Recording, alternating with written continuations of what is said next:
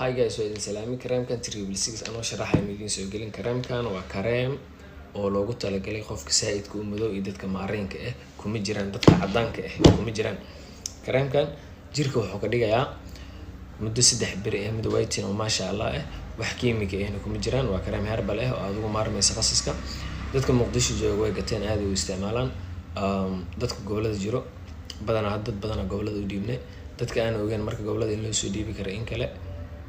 way heli karaan muddo 48 saacadood ku heli karaan macnaha loo bir loo ka maqnaana way helayaan hadii soo dalbadan insha Allah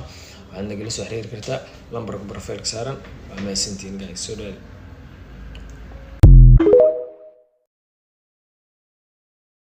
macnaha loo bir loo ka maqnaana way helayaan hadii soo dalbadan insha Allah waxaad nagala soo xiriiri kartaa lambarka profile saaran waa maasantiin guys soo dhawaad